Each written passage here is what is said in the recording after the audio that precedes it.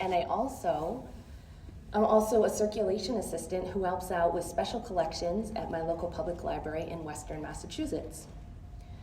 This spring, as I sorted through heavy boxes full of historical newspapers, I noticed that I had been leaving a dusting of fragile flakes on the floor every time I handled the papers.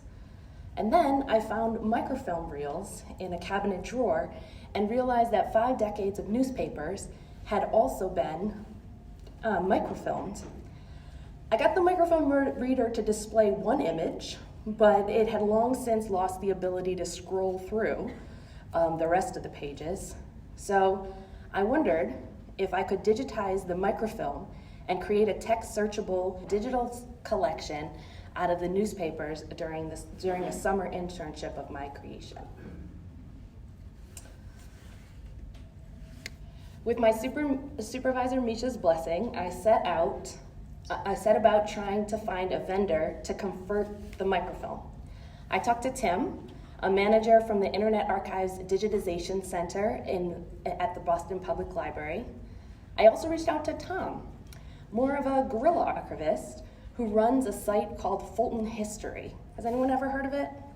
Yeah, we got some Tom supporters in the audience. So this site is quite zany and has a memorable interface, complete with a swimming fish. It actually moves, it's pictured there, but it actually moves all around the screen. And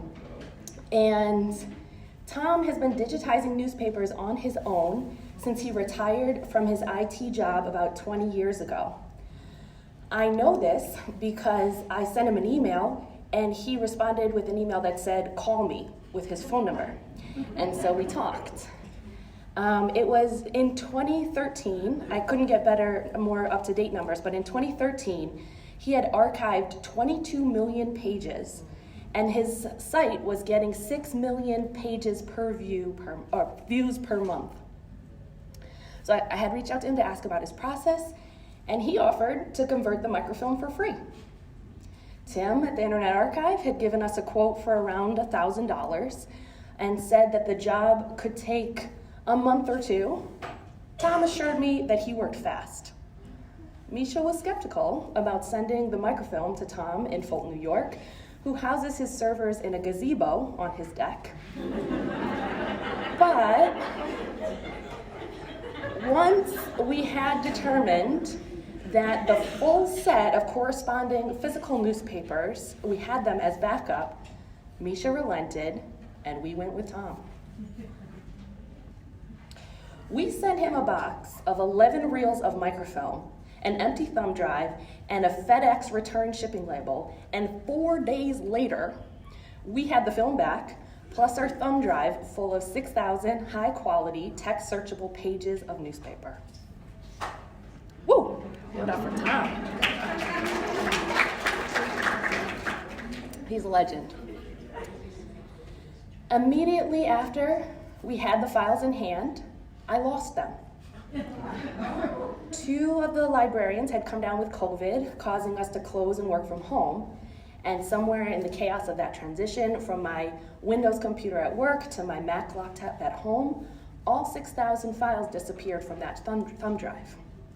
I still don't know what happened, but I'll never forget that feeling in my stomach. Luckily, I researched a file retrieval software and figured out that I could fully recover the files using a program called Disk Drill. In the meantime, Tim from the Internet Archive had offered us access to a program where they digitize 15 print items for free to get the library collection page started on archive.org. I then faced the challenge of recombining the pages of the newspapers into edition files and bulk uploading them to the library's new collection page. For the life of me, I couldn't get the Internet Archive's command line tool to work on the library computer. I emailed the Internet Archive help desk. They had absolutely no suggestions for me.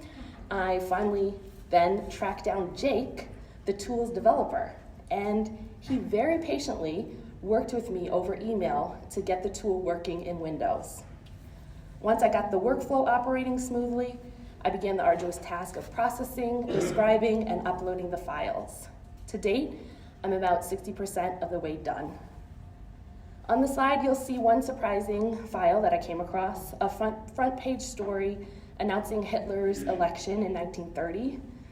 I include this here as a reminder to us as we scroll through our news feeds and see information about fascist leading leaders being elected these days. In August, with just about 200 items available on our fledgling repository, Misha announced the new resource to the library and town community. We received an enthusiastic response from patrons who were excited to search for local history terms of interest, and the librarians have been using the collection for reference requests. I learned a lot from this experience. First of all, I know now in my body how important it is to save files in multiple locations as soon as possible. Next, I realized that there are benefits to working in a small library. You might not have a big budget, but you have a nimbleness that allows you to make decisions without having to wait out a long bureaucratic chain of command. You can take risks and reap rewards of situations which might have been rejected out of hand by upper management in a larger organization. Finally, I experienced the power of collaboration through this project. I kept asking questions until I found someone with the answer that I needed. And I learned to never underestimate the vital skills someone might bring to the table, to never judge a website by its swimming fish, if you will. Thank you so much for your time and attention. I'm truly honored to be with you today with the fellows here and the fellows that are represented in the audience. Shout out to Kelly Clore. And I recently started a support group for archival job seekers, of which I will be one in May. Feel free to scan that QR code or talk to me after if you want to learn more about that. You could also take a picture of the slide to check out the Northfield Public Library's digital collection or a great video about Tom Treninsky, who runs Fulton History site. That's it for the presentations. I hope we can have a great conversation during the Q&A time that's left in the session. Thank you.